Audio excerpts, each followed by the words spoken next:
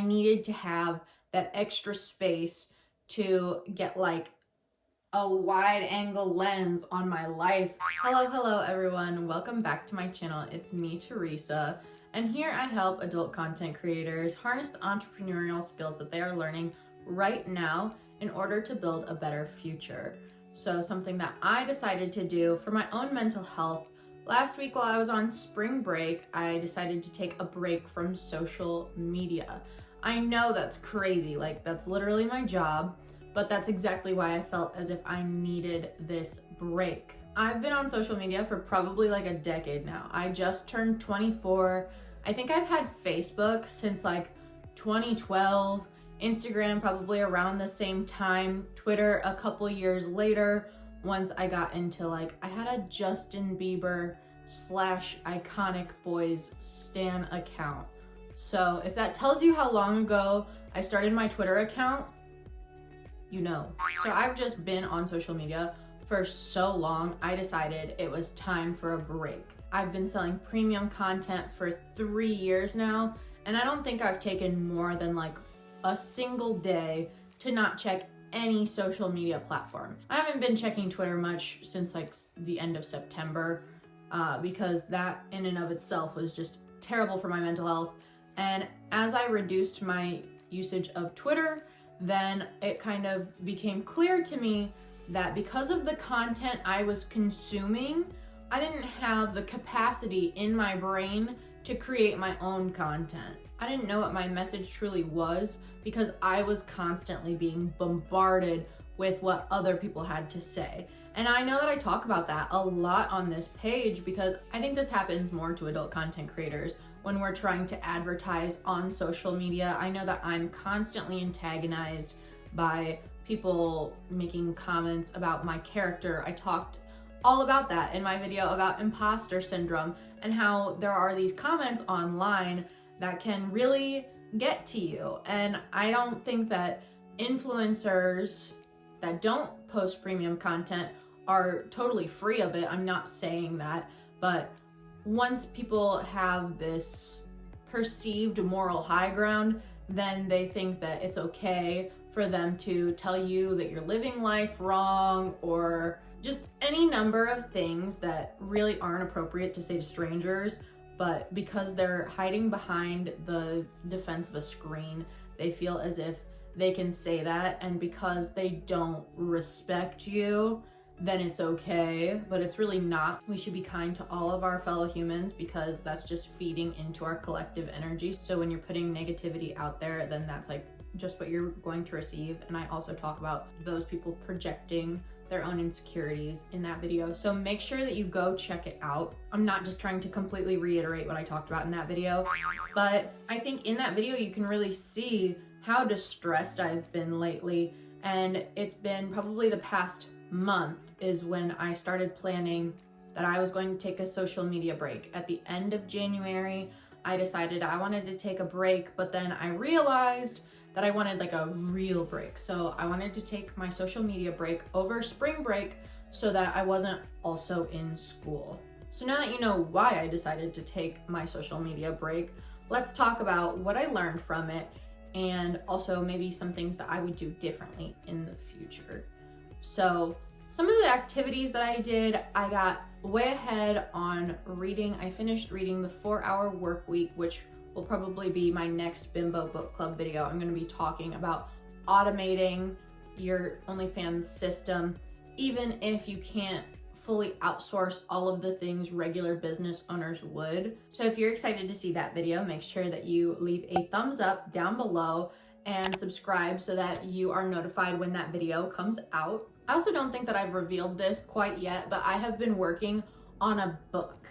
I had this idea back in April of 2020 when I had finished reading Influencer by Brittany Hennessy. I highly recommend that book if you're interested in like influencer marketing. It didn't have all of the helpful information that I thought it would, that I could put into my OnlyFans content. I thought it was going to be a lot more technical about like taking photos and advertising and hashtags and like what people would like. And it was a lot more about like how to get paid by brands. but there were definitely some valuable pieces of information in there. And especially, I think that it has shaped how I look at my brand now, because the way that I've been building my brand up has been so narrow-minded, I think.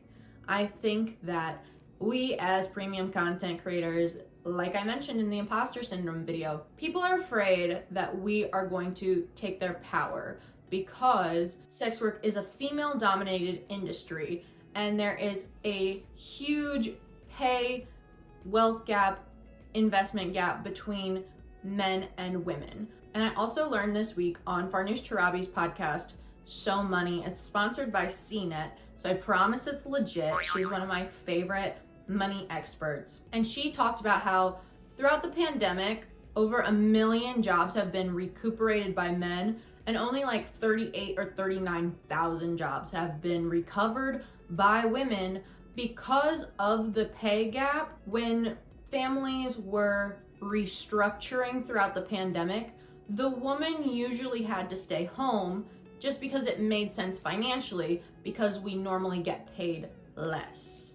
So this industry is very threatening to the patriarchy, even though patriarchy and objectification of women is what created the industry. So people will try to make you believe that all you're good for is your body, is what you can do for a man. And I don't fully believe that. So the project that I am currently working on, that I guess I'm now revealing to everyone, I try to stay quiet about projects that I'm working on just because I don't like other people to really influence me, but now I'm far enough in the process that I feel very comfortable sharing this. I've actually been developing this digital product.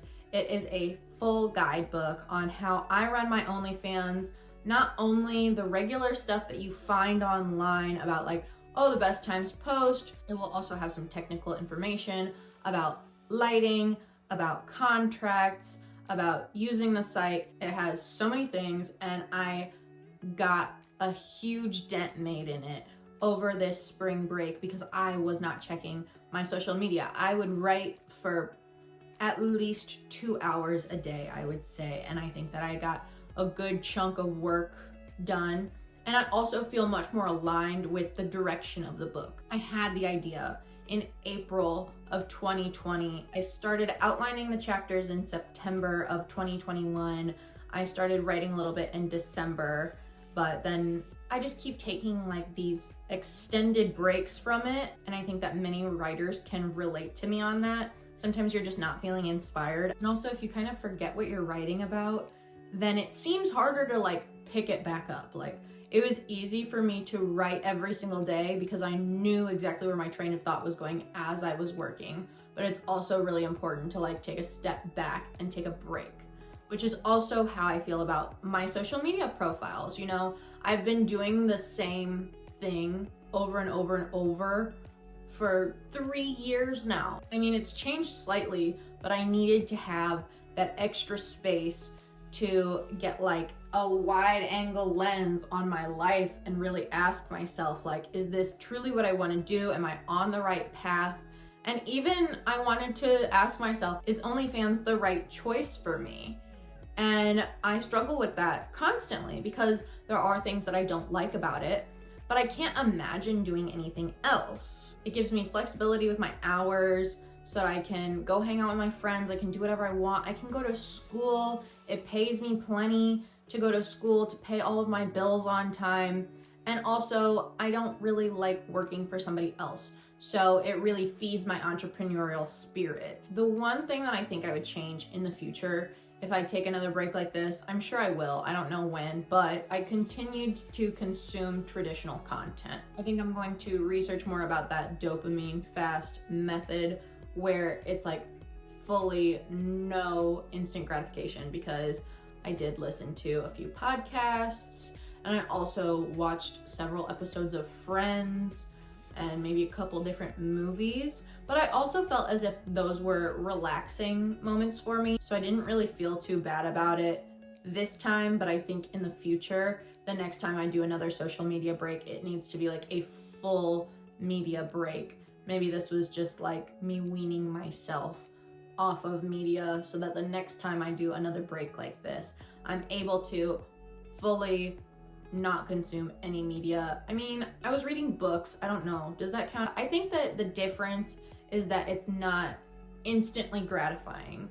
And I was really happy because I finished reading The 4-Hour Workweek and I started reading We Should All Be Millionaires by Rachel Rodgers. And I think that's what I really want to take from this week is, without the distraction of social media, how was I spending my time? And also, I wasn't at school. I had a few homework assignments to finish over spring break, and I worked ahead in a couple of my classes as well, but that wasn't my main focus. I really just allowed myself to naturally do what I was drawn to do, and it really led me to reading and writing my book, which made me feel as if I'm aligned with the path that I'm supposed to be on right now. I feel as if the message of my YouTube channel aligns with the message of my book, and all of my social media platforms are a part of a cohesive unit. I just wanted to come up with new, fresh, creative ideas for content. And I think that taking a week off and really getting in touch with like my values and the mission that I have for this YouTube channel, and also in life, really, the reason that this is kind of the niche that I chose is because I saw a gap in the market, which is something that entrepreneurs always tell you to look for. Where is there a gap in the market? And I saw a gap in the market in my community. OnlyFans gained over 1 million new users just in March and April of 2020, right at the beginning of the pandemic. I don't even know what the numbers look like now, but I'm afraid that in the future, women could struggle to find more and more jobs if so many companies continue to not want to hire people due to their sex work experience because they don't see the value in their work. I really want us as sex workers to see our own value, which is why I talk about self-development and self-expression through your style, and then take that newly found confidence and recognize the skills that you've built, like photography, like modeling, like photo editing, like set design, like managing customer relations, like advertising, all of these things that we do and get no credit for. I'm trying to change that. And maybe right now I only have 785 subscribers on YouTube, but think about it. In like 5 years, when we're beginning to age out of the industry, I'll be 29 years old, and hopefully I'm not on OnlyFans anymore. That doesn't mean that I feel guilty or that I feel remorse or regret due to the path that my life has taken.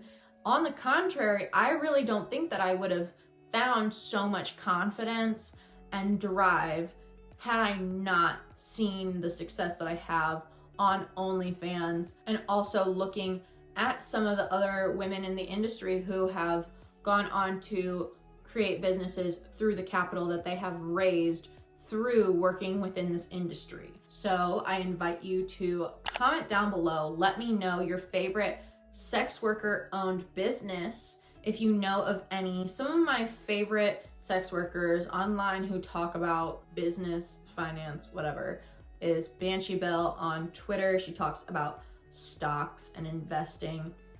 Rachel, it's like Baby Ray XOXO. She gets deleted constantly, but you know who I'm talking about. She's tall, she's blonde, she's really sexy. And she has some like Airbnb properties. And then like Love Dove Clark, I know that you've heard of like her candle company. And even like, I know that one of the dancers in my hometown opened her own boutique. Those are just some of the people that I think of when I think about women taking the capital that they have earned through sex work and investing it into a more sustainable income that can keep paying them over time. And people constantly try to tell me about how we're dumb and we're worthless and how all of these whatever. It's not true. Like I said, go check out last week's or the week before that's video. The last video that I posted, make sure you check it out. And then if you like this video, you hit the thumbs up button down below and the subscribe button and the notification bell so that you're notified every time I upload new videos. And I'll see you in the next one.